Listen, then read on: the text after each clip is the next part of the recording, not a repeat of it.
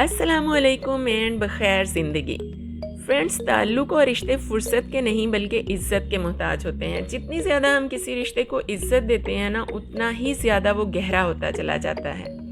इसी खूबसूरत सी बात के साथ करते हैं आज की वीडियो का आगाज़। और आज मैं आपको बताने वाली हूँ कि एक वर्किंग वूमेन का डे स्टार्ट से एंड तक कैसे गुजरता है।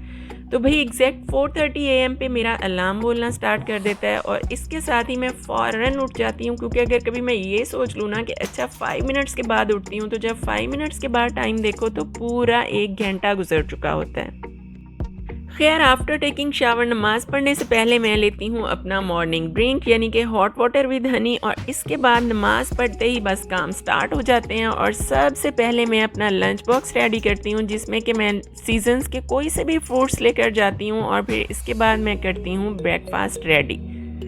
आजकल अरहम की हॉलीडेज़ हैं, इसलिए वो तो सोया होता है, सो सिर्फ अपना और शकील का नाश्ता बनाती हूँ। और 7 बजे मैं नाश्ते में एक पराठा, एक egg with a cup of T लेती हूँ, और फिर 12 बजे स्कूल में लंच में सिर्फ फ्रूट्स लेती हूँ। इसके अलावा कुछ भी नहीं, चाहे कोई कितना ही इंसिस्ट करे मुझे।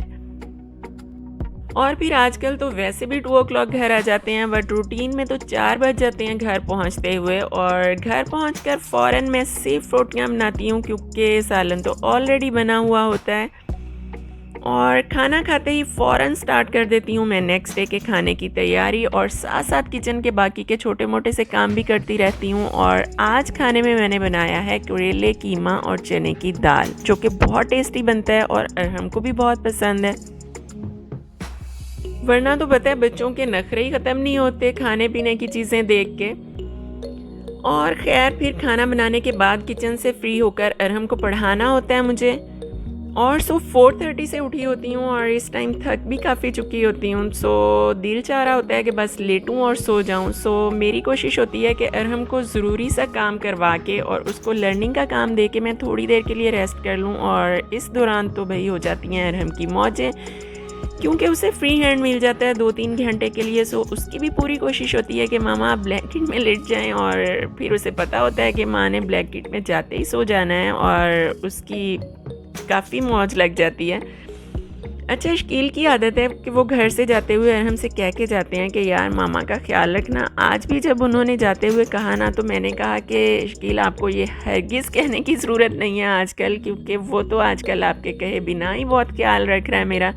रोज़ कितने ही प्यार से मुझे सुला देता है। बताने का मकसद ये कि वेकेशंस के ये साइड इफ़ेक्ट हैं आई थिंक, क्योंकि जब पता होता है ना कि नेक्स्ट डे स्कूल जाना है और पूछ-गछ होनी है काम के बारे में, तो यही अरहम मुझसे रिक्वेस्ट कर रहा होता है कि मामा प्लीज़ मुझे पहले ये वाली लर्निंग्स करवा दें और इसके बाद सोना है आपने।